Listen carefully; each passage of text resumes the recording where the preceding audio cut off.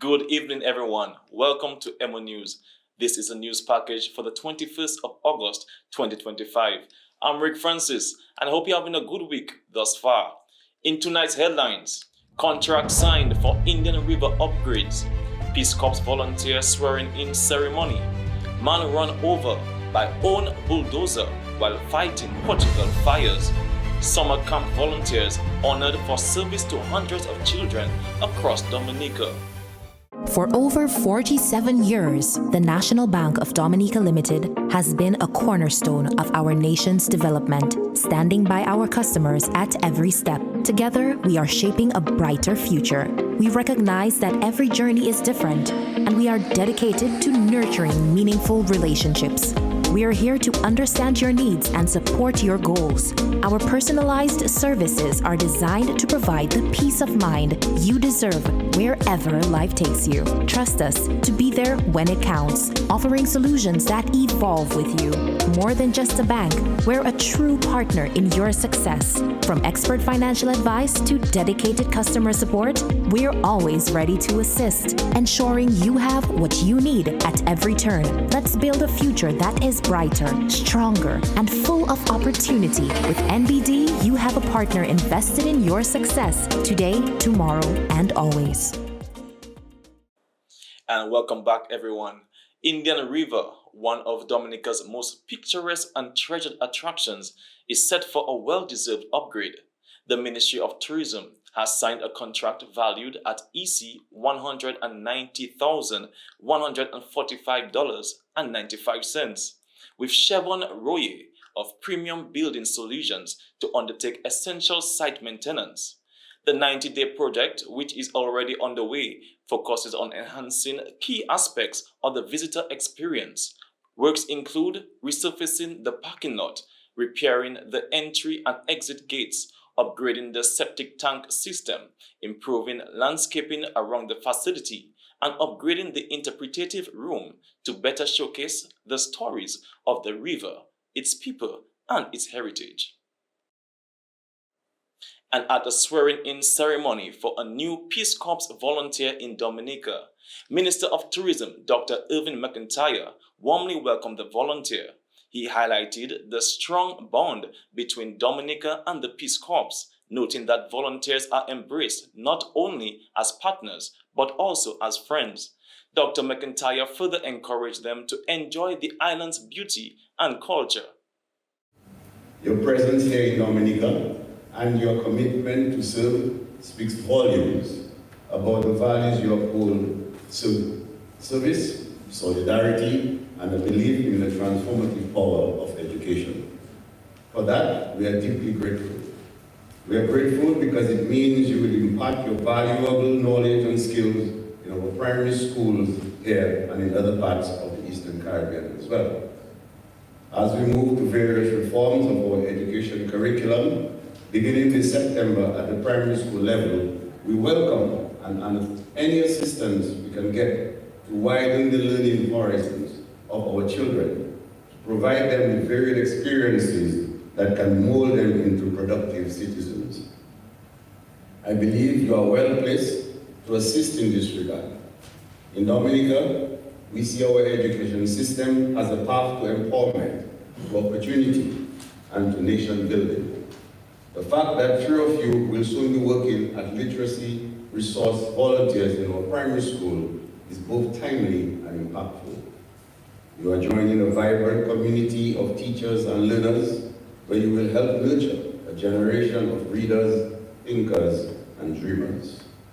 We welcome you to our schools and certainly look forward to your partnership.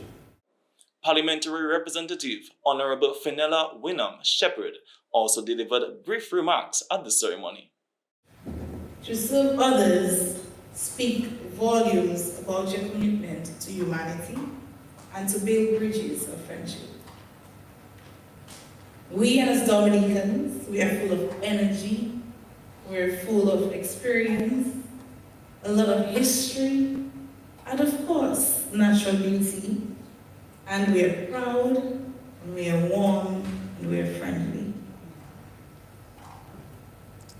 Move among our people.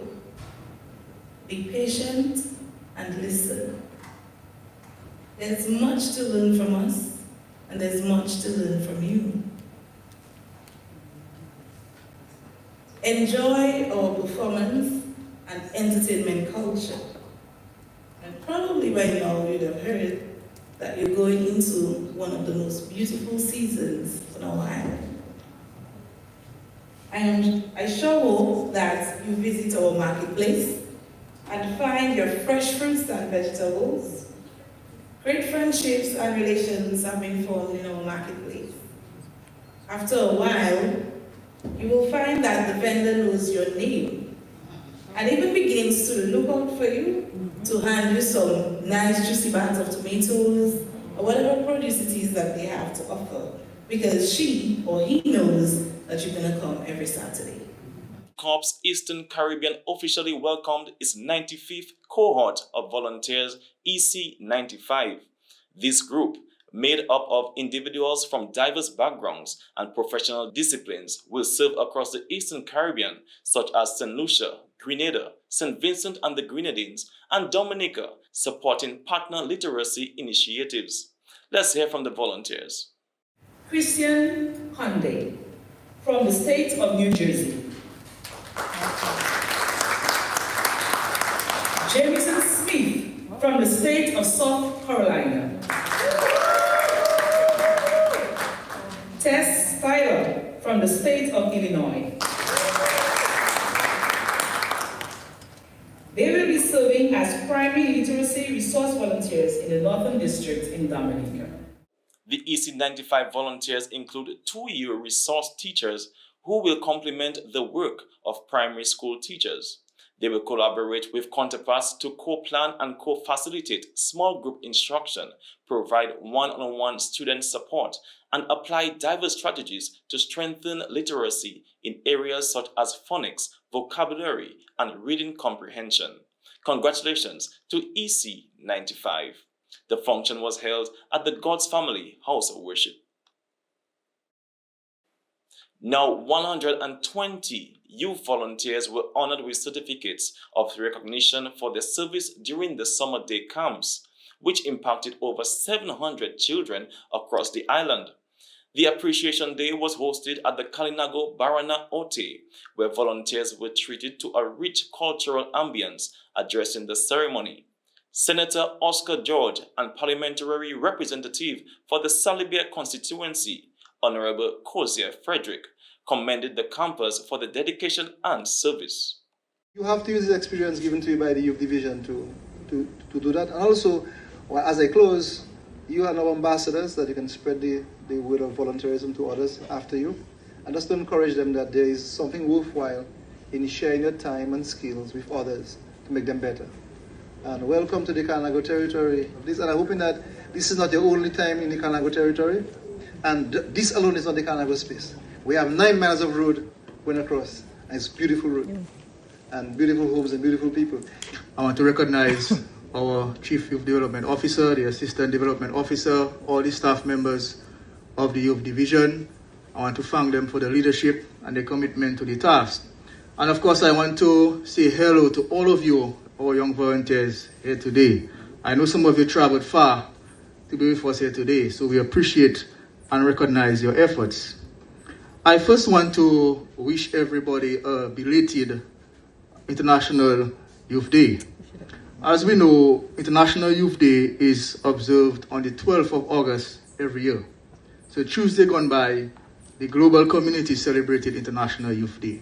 And you might be asking, why did we celebrate that, or why do we celebrate that every year? And we celebrate that because we want to highlight the important contributions being made by young people like yourselves. The public is encouraged to continue supporting young people beyond International Youth Day by celebrating their successes, backing their initiatives, and encouraging their participation in positive programs such as the Youth Division Skills Training Program and the Dominica Youth Business Trust. When our youth rise, our nation rises with them. Christian Union Church Council held its 26th biennial annual Council of the Churches of Christian Union and USA in Dominica under the theme Reinforcing the Walls at the Goodwill Christian Union Church. The delegates come from across the Caribbean as well as the United States. Let's hear from the regional bishop of Barbados, Joseph Atherley, and Mike Holbrook, General Superintendent from the USA. We met here in Dominica for the 26th Biennial Council of the Churches of Christ and Christian Union in the Caribbean and USA. Like me, you probably have observed that around us in the Caribbean, island to island, it doesn't matter where you go. The foundations upon which these countries have been built in terms of moral values, social values, family values, and the traditions that we hold noble and dear and precious, those foundations are being eroded. In the church, we have a similar situation. Doctrinal values upon which our organizations have been founded over the years, they have also been eroded. We are a Great Commission movement, meaning out of the scriptures that we are to go and make disciples. That's Jesus' last words, and so we take that to heart, and we have our Dominica, Antigua, Trinidad, and Barbados islands have their regional districts, and of course they're doing a great work spreading the gospel. We have in the United States around 250 churches, and we have about we're in New Guinea, we're in different places doing mission work, so we try to spread the word that way. Representative from Antigua, who says that he is happy to be here. Greetings, I'm Bishop Clifton Joseph from the Antigua District with the Christian Union Church, and we are here in Dominica for a regional conference, and we are grateful to be here. I have a delegation of 10 persons with me, and we give God praise and thanks for this opportunity of being here and being part of this conference. Now, in the spirit of giving back, retired nurse Junie Brewster is sharing her skills with the next generation. Brewster now conducts sewing classes for children in her neighborhood, a project that began after her grandsons showed interest. She decided to extend the opportunity to others and now has 5 students in total. Good afternoon, Emo. How are you? I'm okay. Thank you for having me. Thank you for coming. Yes, so I see you are all engaged and involved after retirement. Maybe you should be in a cruise somewhere, but I guess you'll take a cruise pretty soon. And you are here giving back to your community. Can you tell us what is happening here? Yes. So my grandson wanted to learn to sew. In as much as he wants to learn to sew, so let me engage the children around in the neighborhood to do a program with them. So I decided to do that. They agreed, and we are here. We have been here for the past 3 weeks. 3 weeks. How many students you have enrolled in the sewing program? I have 5 students, 1 boy, 4 girls. Is that something you do on a regular basis? Well, I have had classes with adults in the past, a few years ago. Yeah, I did. Sewing is another passion that you have? Oh, yes. 2 other students, Ethan Peltier and Aliana Nathan, said that they are enjoying the program and are excited about what they are learning. Now moving on to regional news. Campari's dynamic presence at Spicemas 2025 has been celebrated as a major success, bringing bold energy, vibrant flavor, and cultural flair to Grenada's premier carnival event. From the high-octane vibes of pre-day to the lively streets on Carnival Monday and Tuesday, the brand left an incredible mark on this year's festivities. The highlight was Campari Boulevard, an immersive experience on Kirani James Boulevard, transformed into a hub of music, entertainment, cocktails, and culture.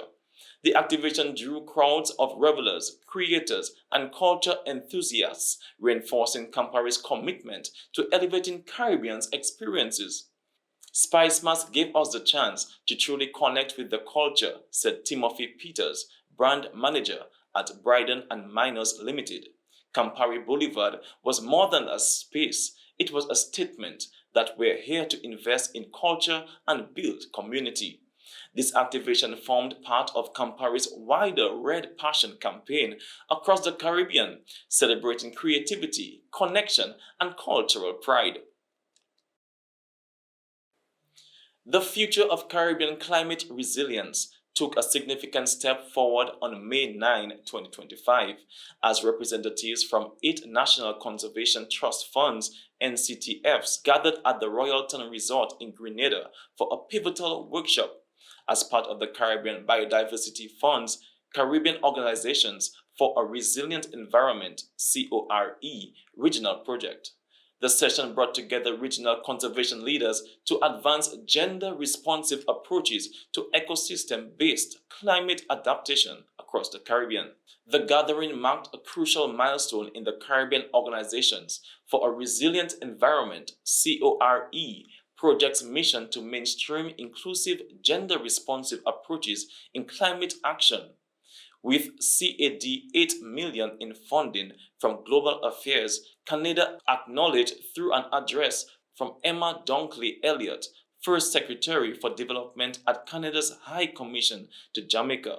The workshop demonstrated the tangible progress being made in building regional capacity for climate resilience.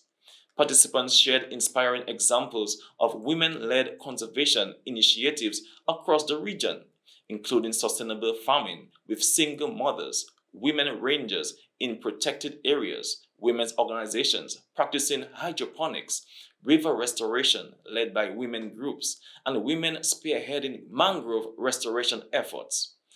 These success stories demonstrate the potential for scaling gender-responsive approaches across the Caribbean. The GSF is already gaining traction. 3 countries, Dominica, St. Lucia, and Guyana, have begun implementing GSF activities, while work plans are being finished for Belize, St. Vincent and the Grenadines, Grenada, Jamaica, and Suriname. The facility's innovative approach allows up to 25% of funding to be used for administrative support and capacity building, enabling NCTFs to strengthen their gender-responsive capabilities while supporting grassroots environmental and women's rights organizations. And now moving to Grenada.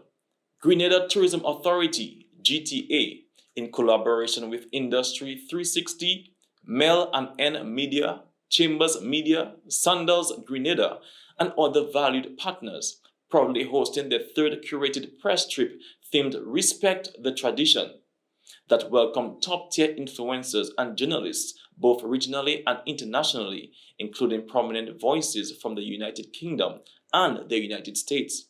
This immersive initiative was designed to showcase this year's Spicemas celebration, Grenada's signature cultural celebration, while offering a deeper experience of the nation's rich heritage and traditions. The trip officially kicked off with a warm and festive welcome at the Maurice Bishop International Airport, with big drum performances, cultural dancing, and many other showcases of Grenada's culture, followed by an exclusive welcome at Sandals Grenada, where guests were greeted with live entertainment, local cuisine, and remarks from tourism officials and partners. Highlighted on the itinerary was a hands-on cultural workshop held at Paraclet St. Andrew that explored the origins of Mass, with a special force on traditional characters such as Jab Jab, Short Knee, and Veye Ku.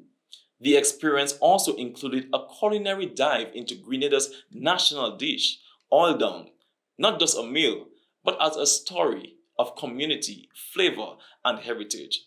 This year's trip was a vibrant celebration of Grenada's rich culture and heritage, said Stacey Liebird, CEO of the Grenada's Tourism Authority. Our goal was to passionately showcase the soul of our island, from its traditions and people to its music and cuisine. We hope that the authenticity and spirit of Grenada resonated deeply through the lenses of the regional and international storytellers who experienced it firsthand. And now moving on to international news. A busy Italian airport has been partially evacuated after a man set fire to a check-in area. Video footage posted on social media shows chaotic scenes inside Terminal 1 of Milan's Malpensa airport as the fire rages at one of its desks while a man attacks digital screens before being detained. A man has been arrested and the situation brought under control, according to the Lombardy Airports Association. However, it warned of potential delays and cancellations to departures that the bustling tourist hub popular with Brits. No injuries have been reported so far. It is as yet unclear what may have incited the incident. Pictures from the airport show huge queues of passengers waiting outside the terminal building as smoke fills the air inside. Airport firefighters quickly tackled the blaze, but the heavy smoke meant the area had to be evacuated for safety reasons. A spokesperson told Corriere della Sera and said that there had been no significant disruption to air traffic. And now another story. One man has died after being run over by a bulldozer he was operating while fighting wildfires in Portugal, bringing the death toll in the country to 3, officials have said. The 65-year-old worked for a firm hired to fight fires in the northern municipality of Mirandela and was reportedly run over by falling from his vehicle while trying to avoid the flames. Portugal has been battling wildfires since late July, with the north and center of the country hit the hardest.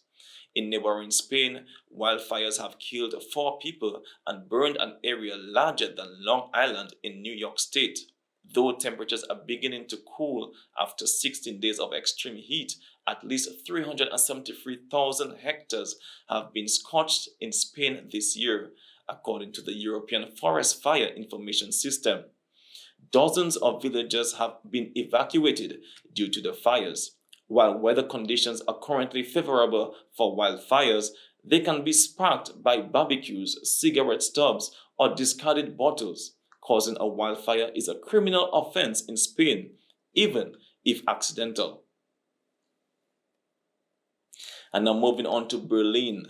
German prosecutors have charged a Russian national, identified as Ahmad E., with terrorism-related offenses, including supporting and attempting to join the Islamic State group. Authorities say he may have planned an attack on the Israeli embassy in Berlin. He was arrested on February 20 at Berlin Airport while trying to travel to Pakistan. Prosecutors allege he had sought bomb-making instructions online but was unable to obtain the materials needed to carry out the attack. And now M23 rebels accused of mass killing in eastern DRC. Human Rights Watch reports that M23 rebels killed over 140 civilians, including women and children, in Eastern Democratic Republic of Congo last month, one of the group's worst attacks since 2021. The killings, mostly targeting Hutu residents near Virunga National Park, occurred despite ongoing peace talks. M23 has denied involvement. And that's all for international news this evening. Stay tuned for the sports segment after the short message. Let Instacash help you get the kids ready for school with the DNL Back to School Instacash promotion. For every Instacash ticket purchased, your ticket could say you've won cash, you've won groceries, or you've won school supplies instantly. One lucky customer will win $5,000. Promotion runs from August 8th to the 11th of September 2025. Instacash tickets are available from all lottery agents island-wide. It's fast, it's easy, and you win instantly. Instacash, let me play.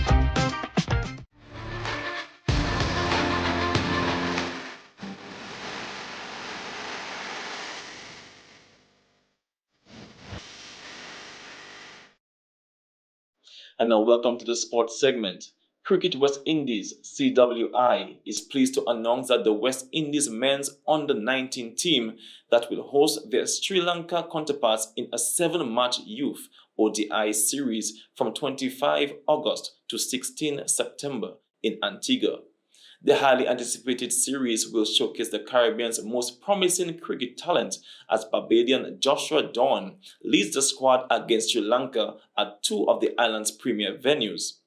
The opening 4 matches will take place at Coolidge Cricket Ground and the series will conclude at the iconic Sir Vivian Richards Cricket Stadium.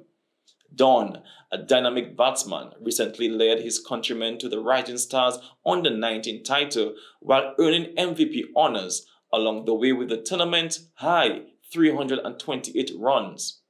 He leads a well-balanced squad featuring a unique blend of batting firepower and bowling skill, comprised of the best performers from the recently concluded Regional Under-19 tournament. Huge congratulations goes out to our very own Arsenio Fontaine, who also made the West Indies Under-19 team. Hailing from the Castlebrook Secondary School, Arsenio continues to make positive strides in his cricket career. Let's wish him and the squad the very best in this upcoming series. This series serves as vital match preparation for the side ahead of the 2026 ICC Men's Under-19 World Cup to be held in Zimbabwe and Namibia next January, and represents a key component of CWI's ongoing commitment to youth development and providing emerging stars with invaluable international experience against quality opposition. Bath Estate FC delivered a commanding performance on Sunday, securing one of the most lopsided victories of the season with an emphatic 11-0 win over Wayne George Football Academy in Week 17 of the DFA First Division. Giovanni Di Gallery led the charge with an impressive 4-goal haul, earning Player of the Match honors. He was supported by goals from Nia Lee, Chance Marshall, Marvin Leblanc, Christophe Harris, Eustace Philip, and Sahin Thomas in what was a complete team performance. The result sent a clear message to the rest of the league as Bath Estate continues to assert its dominance in the competition. Football Academy in Week 17 of the DFA First Division. And now moving on to basketball news, the DABA, Dominica Association of Basketball, presents Week 10 of matchups. On the 22nd August, Perkins Pizza SC Young Ballers versus WCCU Real-Time Ballers at 7 p.m. Also, at 9 p.m., Detroit Blazers 1 versus Police Sports Club. On the 23rd of August, BAA Sharks takes on Hilltop Services Prowlers at 7 p.m. And things heat up as Paybush Super Eagles faces off with Happy 767 SC Dominators at 9 p.m. Now this one should be a really good one. All the best to other teams this weekend. And that's a wrap for sports this evening. Stay tuned for the weather report from the Dominica Meteorological Service.